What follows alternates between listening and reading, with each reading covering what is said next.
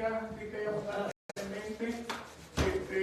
Hoy día pues, tenemos un poquito de problemas con la transmisión por internet, pero esto no va a ser entonces causa de que nos vayamos entonces a no poder transmitir. Comenzamos con una oración. Padre, te damos gracias por este día, te lo pongo para siempre tu misericordia, eres Dios sobre todas las cosas. Bendito amado Padre, te pedimos que en este día, Señor, nos llenes de tu palabra, podamos conocerte mejor como el único Dios verdadero, para gloria y honra de tu nombre. Amén. Amén, amén. Continuamos entonces con el tema de la salvación y en específico hoy estamos hablando de la elección. Hemos hablado de que está el orden de la salvación, siendo entonces el primer paso, esa elección que le hemos dejado entonces para lo último. Hemos destacado también que la salvación es completa obra de Dios, donde la única responsabilidad que tiene el hombre es creer. O sea, de tal manera amó Dios al mundo que envió a su Hijo unigénito para que todo el que en él cree tenga salvación y vida eterna. Jesucristo dijo, y predicad el evangelio a toda criatura. El que creyere y fuera bautizado será salvo, más el que no creyere será condenado. O sea que nuevamente, ¿cuál es la responsabilidad del hombre? Creer. ¿Cuál es quién da la salvación? Completa obra de Dios. Los teólogos han definido el orden de la salvación en 9 pasos. Algunos le ponen 10 porque le agregan entonces entre el 9 y el 10 la muerte del hombre, la separación del cuerpo y el espíritu. Pero han establecido el orden de la salvación como el primer paso, la elección, donde Dios escoge las personas que van a ser salvas, para que sean salvas, seguido por el llamado. Ocurre por la proclamación del Evangelio, seguido por la regeneración. Hablamos de los huesos muertos y secos que nacen de nuevo, eso lo pueden encontrar en Ezequiel, si mal no recuerdo, 37. Seguido por la conversión, el paso número 4. Esta conversión pues ocurre por medio de la fe, o sea, creemos lo que dice la palabra de Dios y llegamos entonces a reconocer nuestro estado pecaminoso y el arrepentimiento. El paso número 5 entonces viene la justificación. Dios decide mirar pecadores sin pecados por la obra de Jesús. O sea que cuando somos justos delante de Dios por causa de Jesucristo, o sea que es la justificación cuando Dios mira a un hombre a través de Jesucristo, a pesar de que al otro lado lo que hay es un pecador, ve este hombre por Jesucristo sin pecado. Eso es lo que significa la justificación. Seguido de la adopción, nos convertimos en parte de la familia de Dios. Significa que podemos ahora decirle Padre, Padre amado, Abba Padre. O sea, somos coherederos con Jesucristo en el reino. De ahí entonces la santificación. La santificación entonces es un proceso de por vida donde nos apartamos para vivir en santidad delante de Dios. O sea, apartarnos del mal, es acercarnos a la santidad. La perseverancia, pues habla entonces de permanencia como cristianos, donde establecemos en la perseverancia que una vez salvo, el hombre no puede perder su salvación. Y la lógica de esto es quién da la salvación la da Dios. Efesios capítulo 2, versículo 8, la da como un regalo. Entonces, si Dios da la salvación como un regalo, pues entonces, ¿cómo le va a decir al hombre, me equivoqué, ahora te la voy a quitar? Entonces, de eso se trata la perseverancia. Permanecemos como cristianos y luego entonces, como les dije, entre el 8 y el 9, pues algunos le ponen la muerte, que cuando el espíritu se separa del cuerpo. ¿Se acuerdan de Jesucristo cuando estaba en la cruz del Calvario? Antes de morir dijo, Padre, en tus manos entrego, encomiendo mi espíritu. Entonces dio su último suspiro. Él da su último suspiro, pues entonces su espíritu se separó del cuerpo. El espíritu fue a la presencia de Dios, o en el caso de Jesucristo, fue a lo más profundo de la tierra, y su cuerpo entonces fue a la tumba. Tuvo que haber ido al paraíso porque él le dijo al ladrón en la cruz, de cierto te digo, hoy estarás conmigo. ¿En dónde? En el paraíso. Y luego entonces viene la glorificación. La glorificación lo que significa es que luego de nosotros morir un día estamos esperando la resurrección. Y en la resurrección, que es la resurrección, el regreso del espíritu, cuando el espíritu se une al cuerpo, o sea, la muerte es separación. La resurrección es cuando el espíritu regresa nuevamente al cuerpo, pero en este caso vamos a recibir un cuerpo glorificado. O sea, un cuerpo que no va a estar, o sea, abierto a la corrupción de este mundo, a la enfermedad, a la inmoralidad de este mundo. Entonces, hemos prácticamente discutido todas estas de una manera u otra, pero nos quedamos pendientes con el tema de la elección. Y la razón por la cual es porque el tema de la elección es el tema más debatible, el tema más controversial dentro de todas las comunidades cristianas, aquellas, especialmente aquellas que predican y creen en el libre albedrío. O sea, ya que la doctrina de la elección pues implica un acto de Dios antes de la creación del mundo, mediante el cual Él elige a algunas personas para ser salvas, no sobre la base de sus méritos de hombre pecador, sino porque es su soberano deseo. O sea, Dios lo ha decidido que sea de esa manera.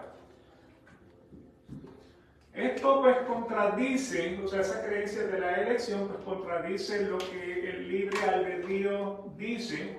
Libre albedrío sugiere que el hombre es árbitro de su propio destino. El hombre decide cuál va a ser su propio destino.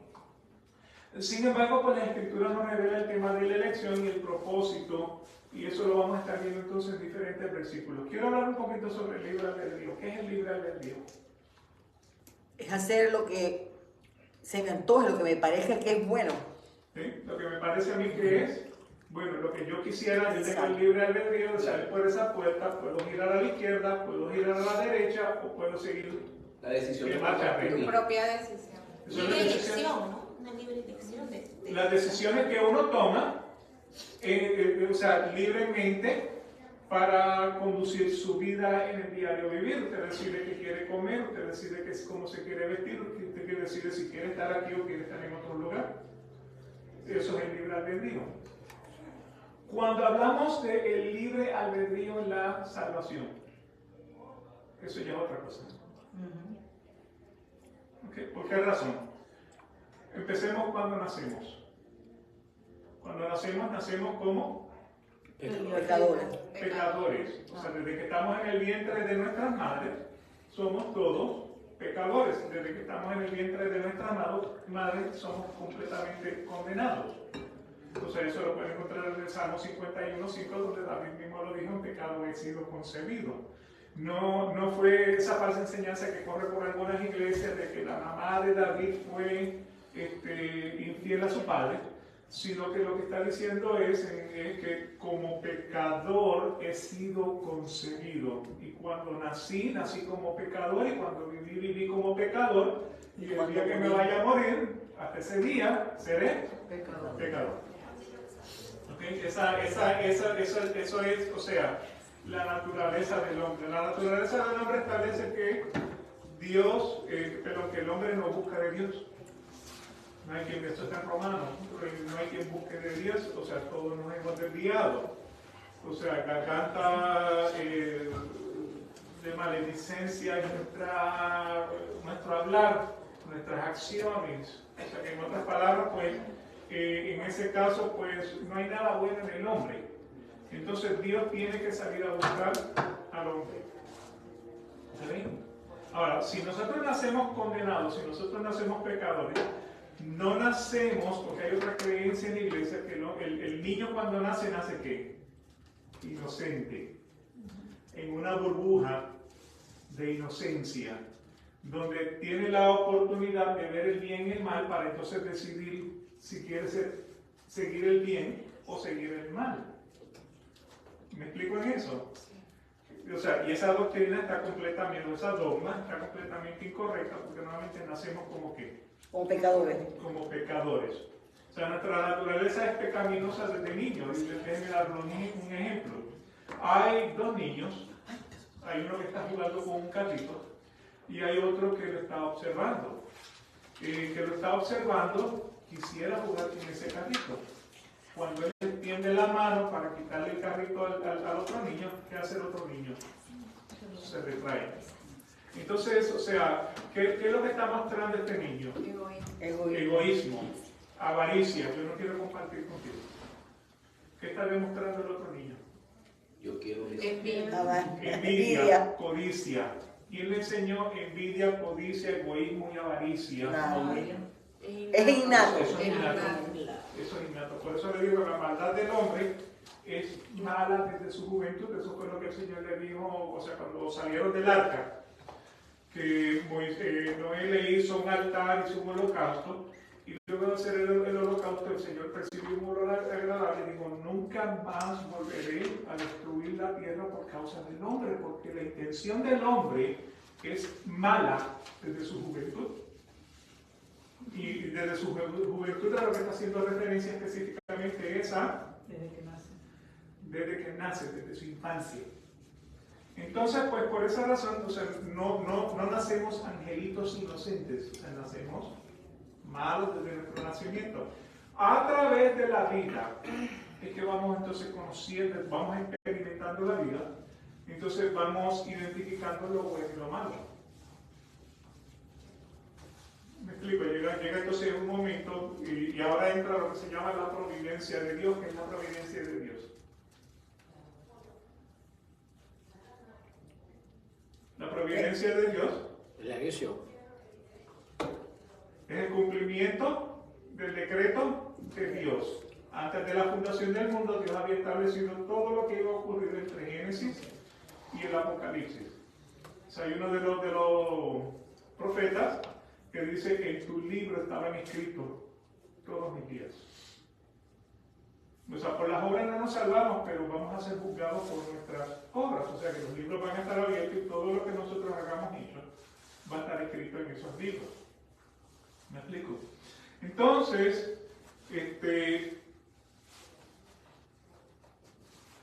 perdí el hilo. ¿Qué es la providencia de Dios? ¿Qué es la providencia de Dios? En eso está, gracias. Quería saber si usted estaba. Yo voy a ver con el alemán. Entonces, o sea, la providencia de Dios en el decreto antes de la creación del mundo, que él había establecido, la providencia es lo que el Señor utiliza para que su decreto sea cumplido. O sea, por ejemplo, él sabía que Adán iba a pecar. Entonces, ¿cómo la providencia de Dios actúa en lo que ya él había planeado? Bueno, él mandó animales, la serpiente, seres espirituales, Satanás, la naturaleza, una fruta. Ya la codicia, la avaricia, bueno, no estoy seguro si Eva fue creada en codicia o avaricia, pero nuevamente ella miró la fruta, vio que, o sea, codició, ella realmente codició de dónde nació eso, o sea, eso es interno de ella, ¿no? Probó y le dio a su marido. O sea, si ella probó y le dio al marido, el marido también estaba curioso de saber a qué sabía la fruta. Porque él le pudo haber dicho, no Eva, ¿qué tú has hecho? Comiste de la fruta prohibida. Si tenía libre albedrío, podía haberlo dicho. Pudiera haberlo dicho. De hecho, él tenía ese libre albedrío. No sé que él sabía lo que le esperaba si le decía que no. Él sabía lo que él libre albedrío. Entonces, pues, nuevamente, en nuestra vida trabaja exactamente de la misma manera. Trabaja la providencia de Dios, o sea, usándome yo como ejemplo. Yo nací en la Iglesia Católica. A los 15 años, por un evento que hubo en nuestra familia, nos mudamos a la Iglesia Pentecostal, a los 15 años de edad. A los 20 años, conocí la Iglesia carismática. Por los próximos casi 30, 28, 30 años, estuve como carismático. Ya cuando estaba más o menos cansado de que un predicador viniera y le hace tal versículo y después estaba hablando 2 horas y no decía nada de ese versículo. Un día dándole vueltas al discador de radio, encontré un pastor que estaba predicando y me llamó la atención. Entonces, al final del programa, si usted quiere más información, vaya a nuestra página de internet y comencé entonces a escuchar sus predicaciones. Y por los últimos 12 años, 15 años, prácticamente he estado pegado a ese tipo de predicación que es la predicación de la sana doctrina. O sea, Dios permitió que yo naciera católico para conocer la religión católica. Permitió que yo fuera pentecostal para que conociera la religión pentecostal. Permitió que fuera carismático para que conociera la religión carismática. Y luego aplicaste la lección. Entonces él me llevó a la sana doctrina. Realmente no fue casualidad que yo le estaba dando vueltas al dictador de radio. Y eso ocurre, o sea, eso ocurre en la vida de todos nosotros. Si yo voy y le pregunto a cada uno de ustedes van a tener una experiencia similar. ¿Me explico? O sea, que normalmente no, o sea, la mujer en el pozo de Sicar, la samaritana en el pozo de Sicar, tenía una cita con Jesucristo. Ella no lo sabía, pero tenía una cita. Ella no se encontró con Jesús por casualidad. Ella se encontró con Jesús porque ya estaba prescrito que Jesús iba a pasar por Samaria. No tenía que pasar por Samaria, porque los judíos lo que hacían era que la rodeaban. Pero él decidió que quería ir por Samaria porque él tenía una cita con la mujer samaritana en el pozo de Sicar. Y ella entonces ahí fue donde descubrió que Jesucristo era el Mesías. Y eso nos pasa, o nos ha pasado, a todos. Entonces cuando hablamos del libre albedrío, sí, yo he tomado la decisión de seguir a Jesucristo. ¿Pero por qué? Porque fui influenciado Por la providencia. por la providencia de Dios. A pesar de que soy testarudo, a pesar de que soy, o sea, duro de corazón, o sea, el Señor tuvo que llevarme por toda esa vida de dolor para que al final yo pudiera encontrar la sanidad que hay en conocer la palabra de Dios. Podríamos inferir que el libre albedrío es para las cosas nuestras, materiales de la tierra, pero no para la elección de la salvación del pecado. Por eso tiene dos aspectos, es una moneda de 2 caras. Por un lado, tú ejerces tu libre albedrío para que tú puedas tomar las decisiones que tomas todos los días. O sea, ¿a qué hora te vas a lavar los dientes? Dios no, o sea, cuándo te vas a afeitar, cuándo te vas a levantar, cuándo te vas a acostar, qué vas a comer, o sea, todo eso, pues, o sea, es tu libre albedrío. Pero cuando venimos al tema de la salvación, ¿puedo entonces yo decidir si quiero ser salvo? No. ¿Por qué razón? Porque dentro de la elección de Dios, Dios ha escogido a unos para ser salvos y ha escogido a otros para condenación. Y lo vamos a ver entonces a través de los siguientes versículos. Lo puedo desear, mas no elegir. ¿Y dónde sería el destino? Iría, porque dicen que todos tenemos un destino, ¿no? Entonces, mi destino sería que ya soy salva por Dios, ese es mi destino.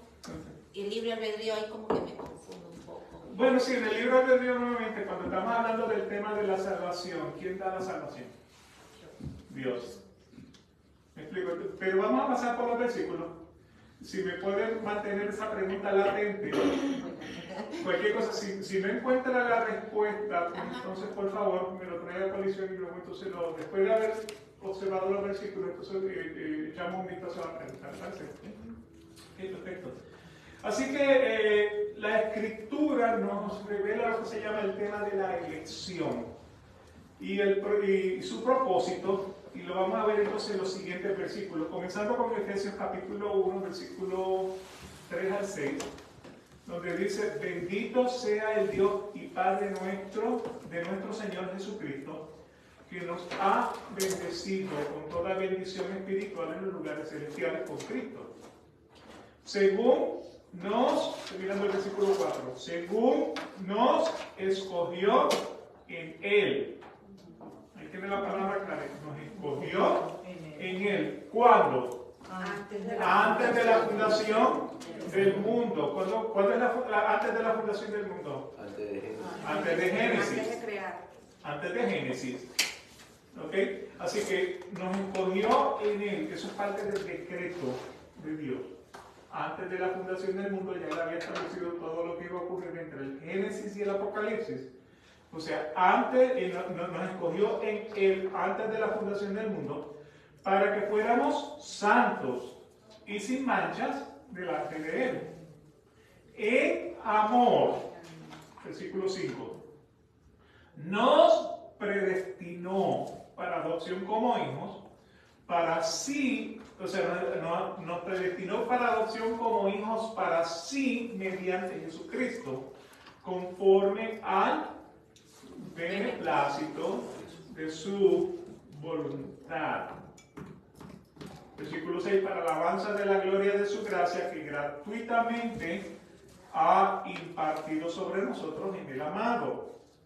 Nuevamente, versículo 6, para alabanza de la gloria de su gracia, que gratuitamente nos ha impartido sobre nosotros en el amado. O sea, usted puede ver aquí dos cosas: elección, propósito. Nos predestinó para adopción, nos eligió antes de la fundación del mundo. ¿Para qué? Versículo 6, para alabanza de su gloria. Elección y propósito. O sea, podemos ver el propósito de Dios en la elección, también como se presenta en Romanos capítulo 9, versículos 9 al 13, donde dice: porque esta es una palabra de promesa. Por este tiempo volveré y Sara tendrá un hijo. ¿Quién era Sara? La esposa de Abraham. ¿Quién era Abraham? El padre de la nación. En Génesis, Dios escogió a Abraham, Elegido de Dios. elegido de Dios, a Abraham, para que fuese ¿quién? Padre de todas las El padre de todas naciones. las naciones. Le dijo: tu descendencia será como la arena del mar, que no se puede contar. Tu descendencia será como las estrellas del cielo, que no se puede contar. Había un pequeñito problema. Sara era estéril. Ajá. ¿Ok? Entonces, Sara entonces, Dios le permitió entonces abrir la matriz, y Sara entonces tuvo un hijo que se llama Isaac. Isaac era el hijo de Sara. ¿Y la esposa de Sara? No, el esposo. Abraham.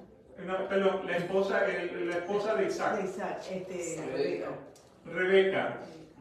Ok, así que tenemos entonces Abraham, Sara, Isaac, Rebeca. Rebeca va a tener unos gemelos. ¿Cómo se van a llamar? Esaú y Jacob. Y el nombre de Jacob, ¿qué significa? Tracalero. Engañador. Malandro. Tramposo. Jacob significa engañador. El nombre de Jacob provoca El engañador. A Israel. a Israel. Cambia a Israel. Y de Jacob o Israel, él tiene entonces 12 hijos. Y de los 12 hijos salen entonces las 12 tribus de Israel. ¿Okay? Así que eso solamente para crear un fundamento para que entonces esto haga sentido. Así que nuevamente, porque esta es una palabra de promesa: por este tiempo volveré. Y Sara tendrá un hijo que se llamó Isaac. A Isaac lo amarían entonces con Rebeca, y no solo esto, ahora Rebeca también era estéril. Así que entonces Dios le abre el vientre, queda ella entonces embarazada, y cuando concibió mellizos,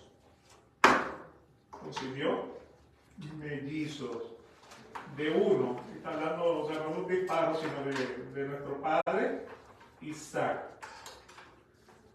Dice: porque aún los mellizos, o sea, estaban en el vientre, los mellizos estaban en el vientre de De Rebeca y estaban. Rebeca, y estaban ¿qué? estaban peleando. ¿Okay? Porque cuando aún los mellizos no habían nacido y no habían hecho absolutamente nada, ni bueno ni malo, para que el propósito de Dios conforme a su elección permaneciera, no por las obras, sino por aquel que llama. Vamos a invertir un poquito las palabras para que se entienda mejor. Porque cuando aún los mellizos no habían nacido y no habían hecho nada, ni lo bueno ni lo malo, voy a mover la palabra permaneciera, para que permaneciera el propósito de Dios conforme a su elección. ¿Hace sentido ahora?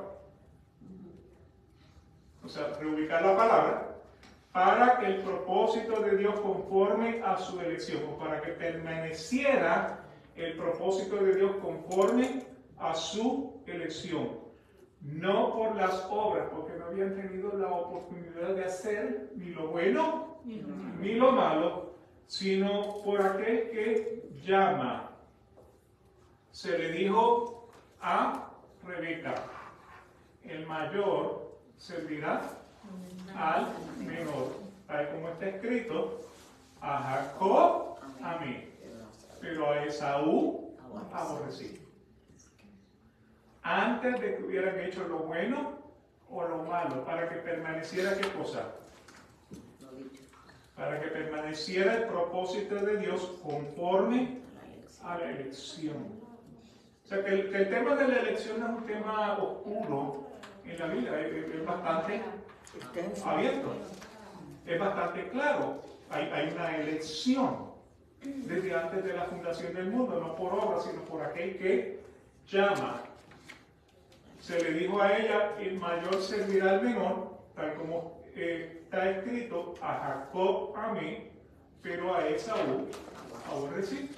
Y los teólogos dicen: yo no tengo ningún problema entendiendo por qué razón Dios aborreció a Esaú, pero tengo un gran problema entendiendo por qué razón amó a Jacob. Para que el propósito de la elección de Dios permanezca.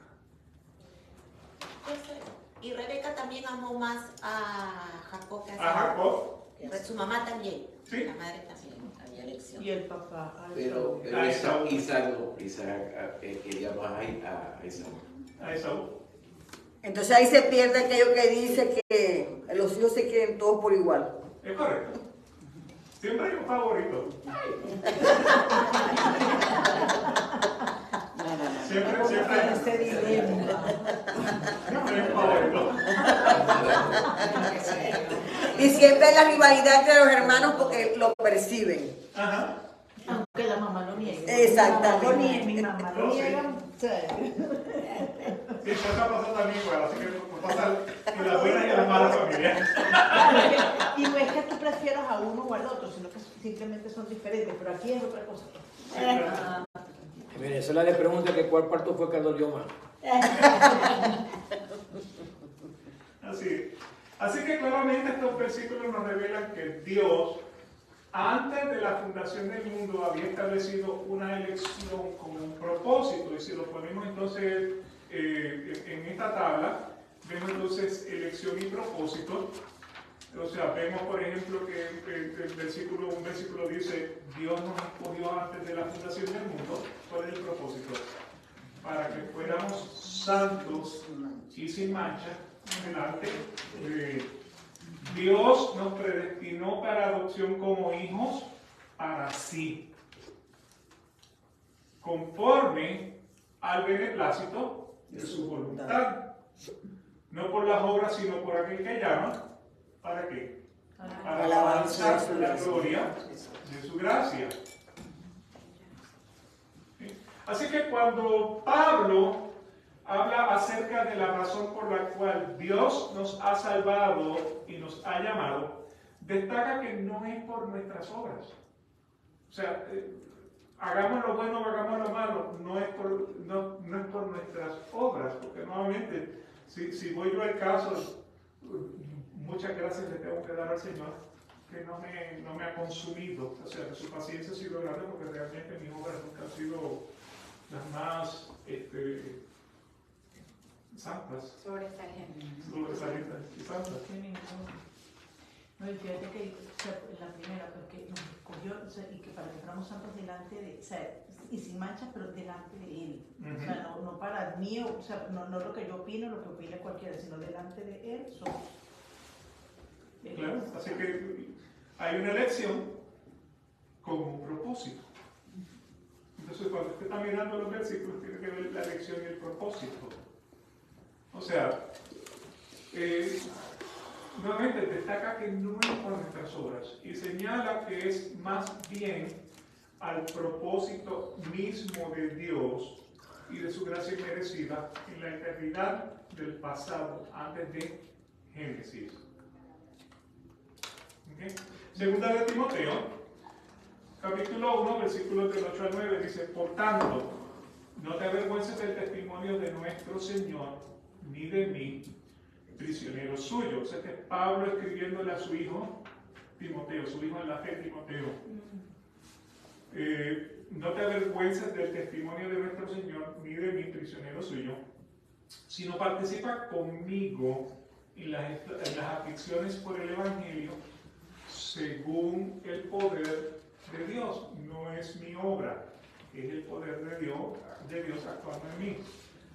Versículo 9, quien nos ha salvado y nos ha llamado con un llamamiento santo, no según nuestras obras, sino según su propósito y según la gracia que nos fue dada en Cristo Jesús desde la eternidad. ¿Okay? Otros versículos que pueden evidenciar el tema de la elección lo podemos encontrar entonces, por ejemplo, en Hechos capítulo 13, versículo 48. Oyendo esto, los gentiles se regocijaban y glorificaban la palabra del Señor, y creyeron cuantos estaban ordenados a vida eterna. ¿Quiénes fueron los que creyeron? Después de escuchar el Evangelio, después de sentir el llamamiento, ¿cuántos fueron los que creyeron? Los que estaban elegidos por Dios, ordenados a la vida eterna. O sea, quiere decir que hay personas que no están ordenadas para la vida eterna. Solo Dios sabe. Romanos capítulo 8, versículos 28 al 30. Y sabemos que para los que aman a Dios, todas las cosas cooperan para bien. Esto es, para los que son llamados conforme a su propósito. Porque a los que de antemano conoció, también los predestinó. ¿Cuándo está ocurriendo esto? Antes de la creación, antes del Génesis. También los predestinó a ser hechos conforme a la imagen de su Hijo, para que Él sea el primogénito entre muchos. Versículo 30. Y a los que predestinó, a estos llamó. A los que llamó, a estos los justificó. A los que justificó, También lo glorificó. también lo glorificó. O sea, como pueden ver, este versículo destaca algo muy importante. La salvación es completa obra de Dios, donde el hombre no tiene una gota de mérito para su salvación. Por muy bueno que haya sido en su vida. O por muy malo también. Muy bueno o muy malo. Entonces, ¿qué vemos en estos versículos? Elección y propósito. Los que aman a Dios son llamados a qué? A ser hechos conforme a la imagen de su Hijo, para justificarlos y glorificarlos. Predestinó, aparece ahora entonces en este versículo del capítulo 8, y predestinó, pues entonces incluye el tema de los creyentes que han sido elegidos para la salvación y de los incrédulos que están escogidos para la reprobación o la condenación de los incrédulos. No solo hay escogidos para salvación. Dios ha escogido a otros hombres para ser reprobados, para la condenación de los incrédulos. Bueno, ¿qué tal si me lo muestra bíblicamente? Romanos, capítulo 9, 17 al 18. Porque la Escritura dice a Faraón, para esto mismo te he levantado. ¿Quién era Faraón? ¿De qué Faraón está hablando? Rey de Egipto. Ramsés. En la época de Moisés. De Ramsés. Faraón, ¿en qué? I was just going to check here. Yes, thank you. O sea, ¿de qué Faraón está hablando aquí? Ramsés. De Ramsés. Está hablando de Ramsés, que era el Faraón de Egipto. en Egipto. ¿En qué libro de la Biblia lo encontramos? Éxodo. En Éxodo. En Éxodo del 1, más o menos ahí ese es el faraón con el que Moisés tiene que lidiar. Y yo creo que desde ahí del capítulo 6, capítulo 7 en adelante, después de que Moisés es llamado, es con Ramsés que tiene que lidiar. Entonces, porque la Escritura le dijo a Faraón, para esto mismo te he levantado, para eso mismo te... Así que el que quiere tiene misericordia y al que quiere endurece. ¿Qué fue lo que pasó con cuál es la historia de este señor? Éxodo 5 y el primer encuentro con el faraón. ¿Ok? Nada, que no quería dejar sacar al pueblo. ¿Y qué hizo el señor entonces? Endurecía el Le mandó las 10 plagas, pero llegó un momento donde más o menos Faraón estaba ya como que listo para dejarlo saber, pero ¿qué hacía el Señor? Endurecía su corazón. Le endurecía el corazón. Corazón. Así que nuevamente, pues, esta historia tiene ese origen cuando Dios mandó a Moisés a Faraón para que dejara salir a los hebreos de Egipto, para que Dios pudiera demostrar su poder sobre toda la tierra. Dios le había endurecido el corazón a Faraón. Y si quiere la evidencia bíblica, Éxodo capítulo 10, versículo 1, entonces el Señor dijo a Moisés, preséntate a Faraón, porque yo he ¿qué?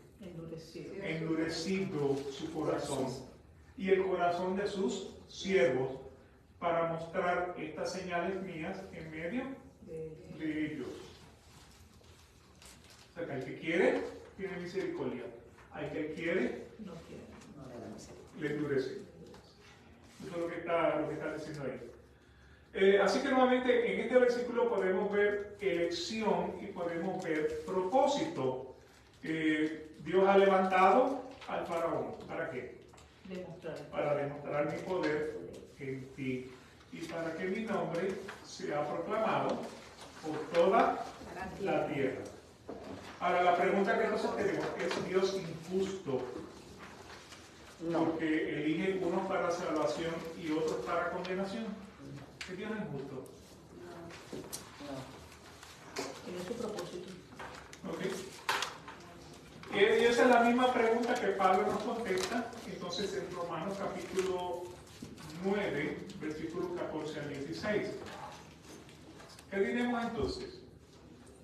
¿Hay injusticia en Dios? No. O sea, ¿qué es lo que está hablando? O sea, ¿qué es lo que precede estas palabras?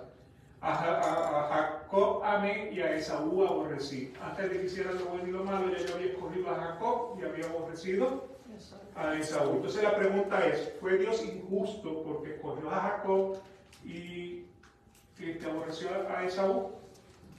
¿Y qué es lo que contesta Pablo en el versículo 14? De ningún modo. Porque él dice a Moisés, tendré misericordia de que yo tenga misericordia y tendré compasión de que yo tenga compasión. Así que, como ese capítulo está hablando de salvación, así que la salvación no depende del que quiere ni del que corre, sino del que Dios tiene misericordia. O sea, la salvación no depende nuevamente de nuestras obras. La salvación depende de que Dios tenga misericordia. ¿Entiendes? ¿Me queda claro eso acá? ¿Ok? O sea que la conclusión hasta ahora pues aparece entonces en el versículo en Romanos 9:18, de que quiere, Él tiene misericordia. Y el que quiere, Él lo endurece. ¿Para qué?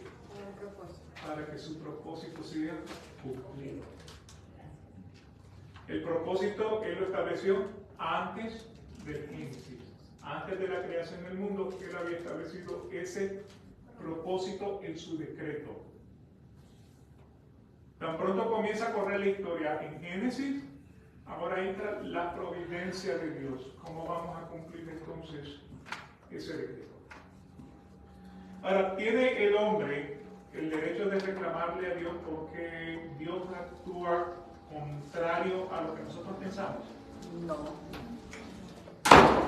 Y la historia de Romanos 9 pues nos va a contestar esa pregunta en los siguientes versículos a continuación. Fíjense que la Biblia se explica con la Biblia.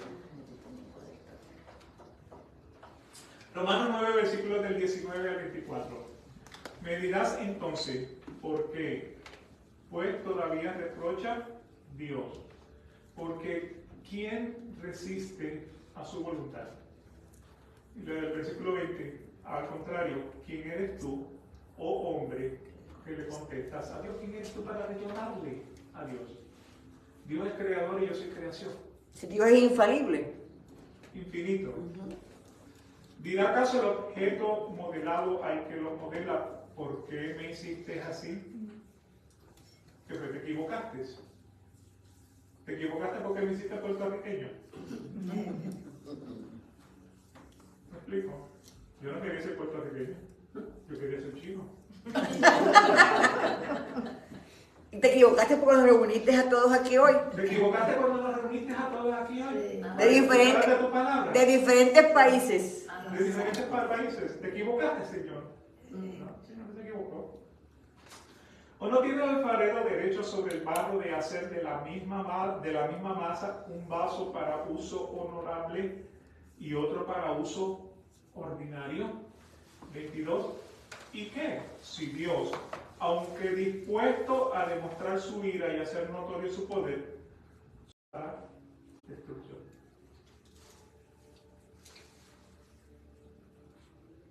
O sea que nuevamente el Señor tiene unos preparados para salvación, unos preparados para Condenación. ¿Okay? Ahora, tienes que leer esa historia de Éxodo para que vea entonces dónde estaba el corazón del faraón. O sea que tampoco fue por capricho que voy a escoger al faraón y lo voy a condenar, a endurecer. Versículo 23, lo hizo para dar a conocer las riquezas de su gloria sobre los vasos de misericordia que de antemano Él preparó para gloria, es decir, todos nosotros, a quienes también llamó, no solo de entre los judíos, sino también de entre los gentiles. Nosotros no somos judíos, somos gentiles. Sí. ¿Okay? Así que muy claro lo que dice desde el versículo 20 en adelante. O sea, ¿quiénes somos como hombres para contestarle a Dios? Nada ni nadie.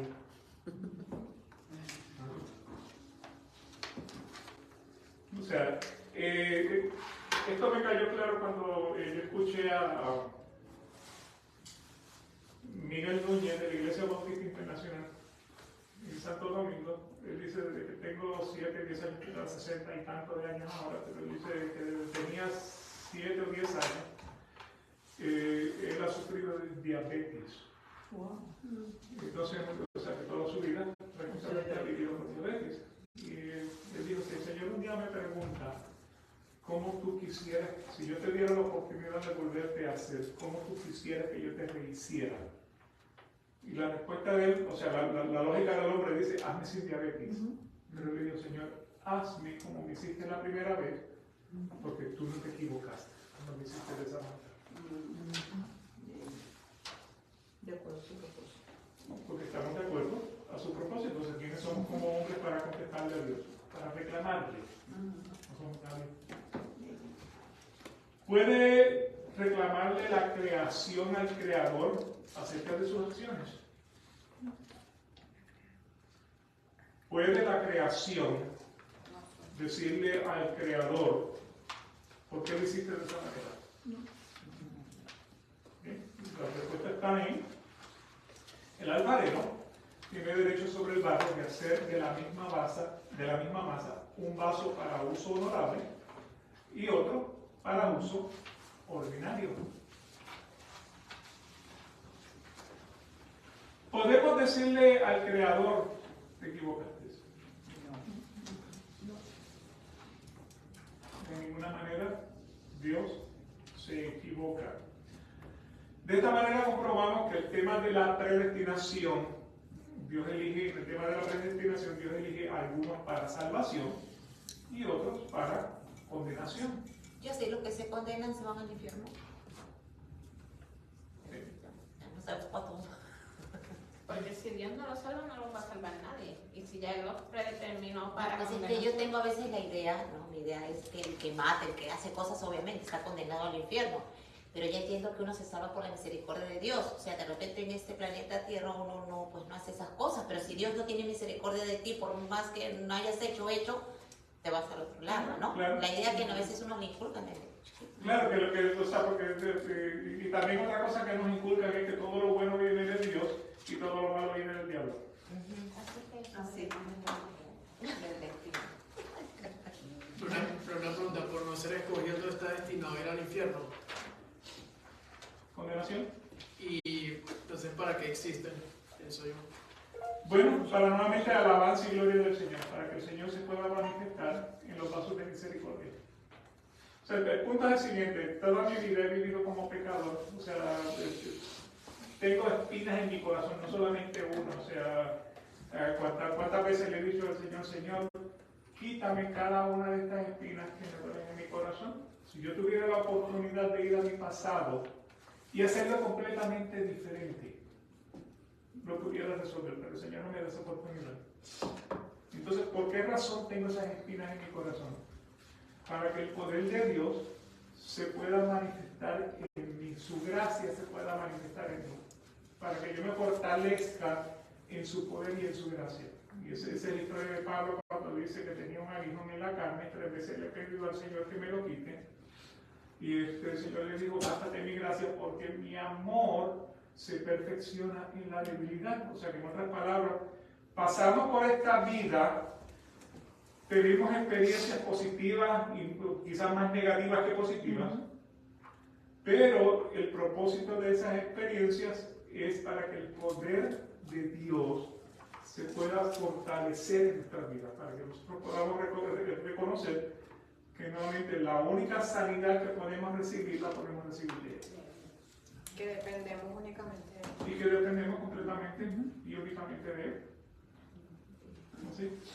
Así que nuevamente en el tema de la predestinación, Dios elige a uno para salvación, elige a otro para condenación. Y la pregunta que entonces que estamos tratando ahora es, ¿por qué Dios lo hace de esta manera? Y de los versículos 22 al 24 podemos observar lo siguiente. Aunque Dios, dispuesto a demostrar su ira y hacer notorio su poder, soportó con mucha paciencia a los vasos de ira preparados para destrucción. ¿Por qué lo hizo? Para dar a conocer las riquezas de su gloria sobre los vasos de misericordia que de antemano Él preparó para gloria. O sea, en otras palabras, a nosotros, a quienes también nos llamó, no solo porque era a los judíos, eso es otra cosa, los judíos dicen que son los únicos que van a ser salvos, porque son el pueblo escogido. O sea, no solamente a los judíos, sino a nosotros los gentiles. O sea, que ¿por qué Dios ha permitido un Chávez y un Maduro en Venezuela? Duele, ¿no? No lo merecíamos. Cuba, un Fidel Castro. Exacto.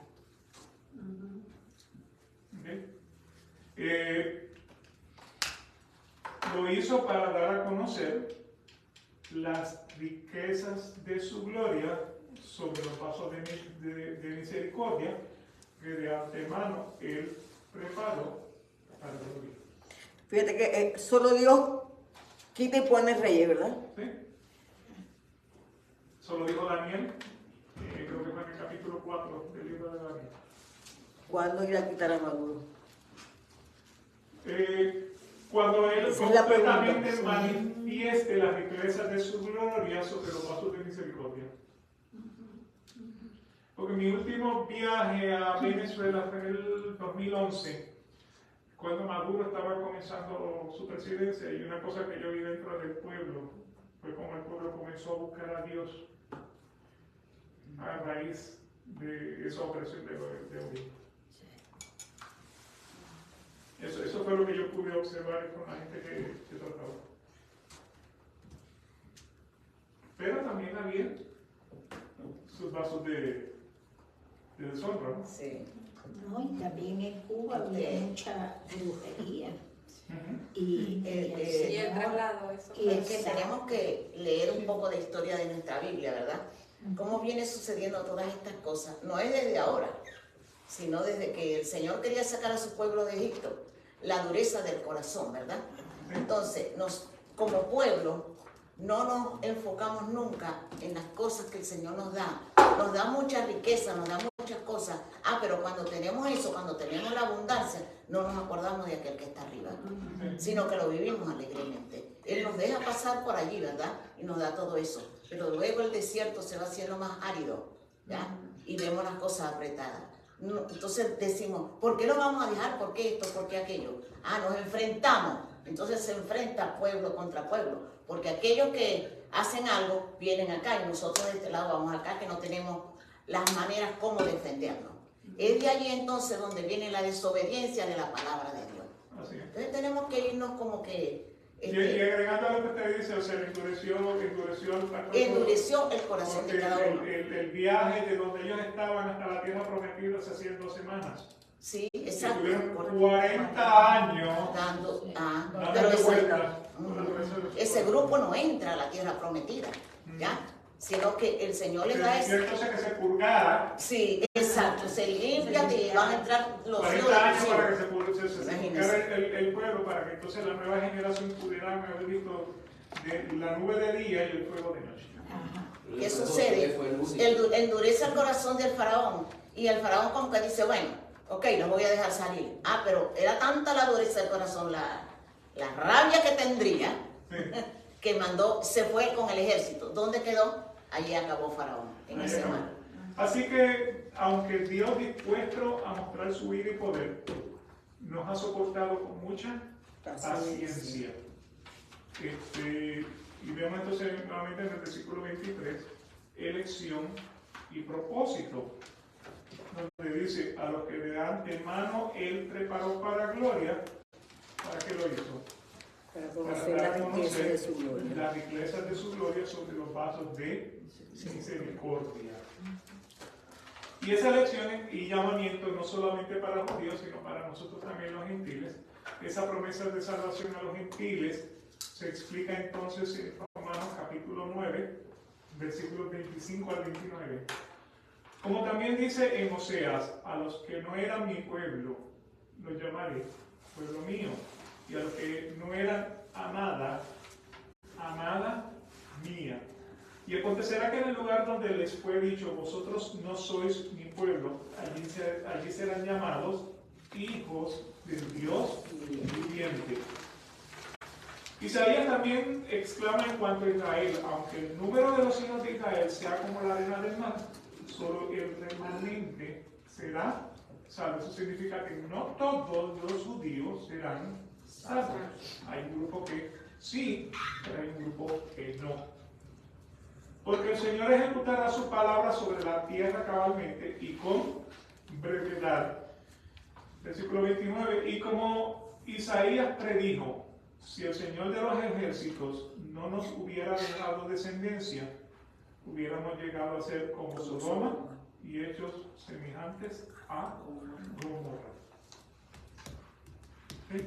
Así que en el tema de la predestinación vemos la elección donde Dios antes de la fundación del mundo ha escogido a unos para salvación, a otros para condenación, y hemos visto algunos versículos que nos revelan el propósito de la elección, cuál se destaca. Entonces, si lo resumimos todos, lo ponemos todos entonces en una tabla, hemos visto lo siguiente. En la elección Dios nos escogió antes de la fundación del mundo para que fuéramos santos y sin manchas delante de Él. En la elección Dios nos predestinó para adopción como hijos para sí, conforme al beneplácito de su voluntad. En la elección Dios nos escoge no por las obras, sino porque Él nos llama para alabanza de la gloria de su gracia. En la elección, los que aman a Dios son llamados, y el propósito, a ser hechos conforme a imagen de su Hijo, para justificarlos y glorificarlos. En la elección, Dios había levantado a Faraón para poder demostrar su poder en Faraón y para que el nombre de Dios fuera proclamado por toda la tierra. En la elección, a los que de antemano Él preparó para la gloria, propósito lo hizo para dar a conocer las riquezas de su gloria sobre los vasos de misericordia. Así que nuevamente, si vamos en el tema de elección, hay un propósito, pues estos versículos nos han revelado ese tema de la elección y ese propósito. Tenemos que reconocer que Dios no es injusto, porque tiene misericordia y compasión de quien Él quiere tener misericordia y compasión, ya que la salvación no depende del que quiere o del que corre, sino del que Dios tiene misericordia. Aunque Dios está dispuesto a demostrar su ira y hacer notorio su poder, Él soporta con mucha paciencia a los vasos de ira que están preparados ya para la destrucción, y lo hace para dar a conocer las riquezas de su gloria sobre los vasos de misericordia. Así que, como pueden observar, en el tema de la elección es controversial. O sea, y nuevamente porque dentro de las denominaciones cristianas, especialmente los de pensamiento de libre albedrío, dice, pero es que Dios no puede ser de esa manera. O sea, no puede discriminar. En el libre albedrío, yo soy el árbitro de mi propio destino. Eso es lo que dice el libre albedrío. Así que no tenemos todas las respuestas que quisiéramos tener. Sin embargo, tenemos lo que Dios nos revela en su palabra, y lo que Dios nos revela en su palabra es algo que nosotros tenemos que aceptar por fe, porque lo dice la palabra de Dios. En la elección, la soberanía de Dios está sobre la opinión del hombre. ¿Okay? Hermana Norma, le contesté la pregunta, todavía le tengo inquietudes. No, si el destino ya está marcado. Más claro para... El juicio final ya ocurrió. No hay un juicio final. No, eso todavía no ha ocurrido.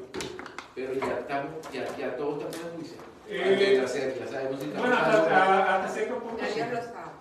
O sea, ya Dios sabe quiénes son. O sea, la manera más fácil de verlo, ya Dios sabe de antemano quiénes son los que se van a salvar, y Dios sabe quiénes son los que se van a condenar.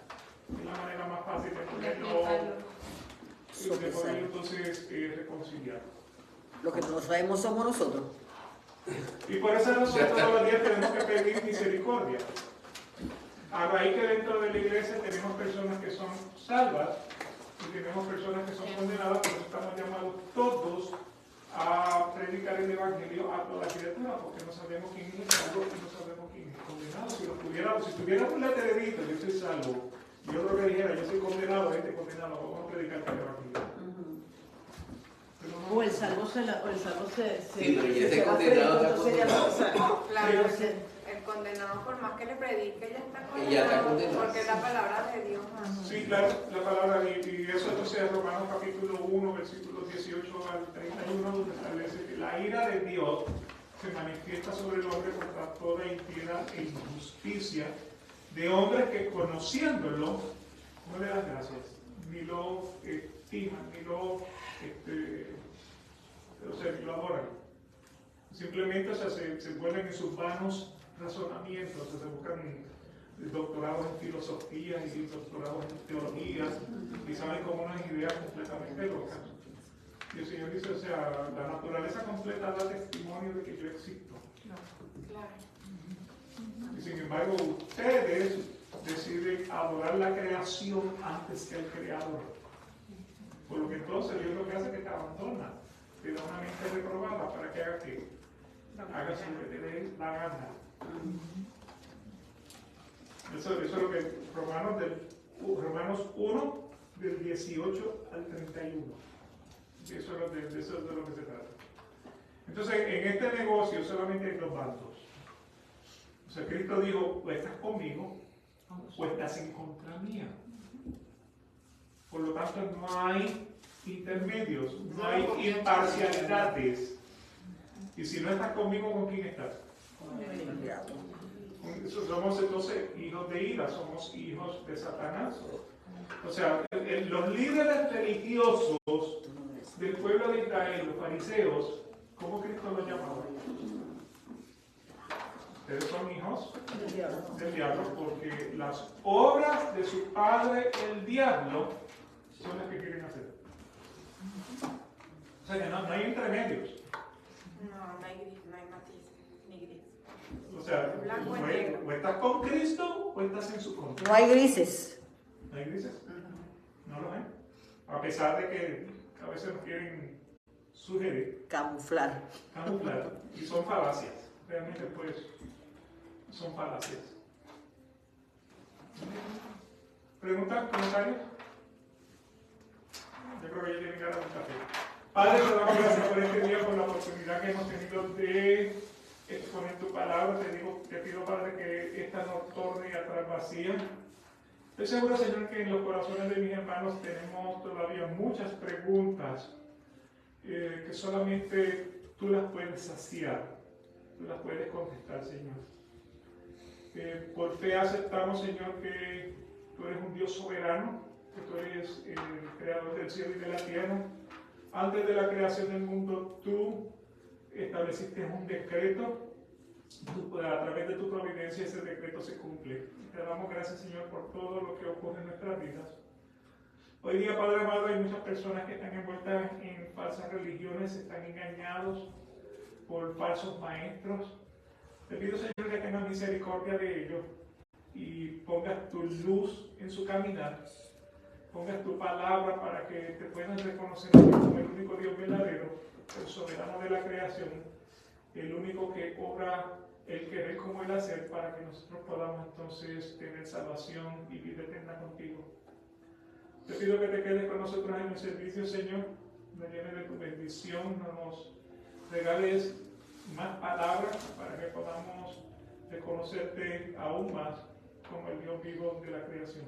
Para gloria y honra de tu nombre, en el nombre de Jesucristo lo pedimos. Amén. Amén. El pueblo de Dios dice.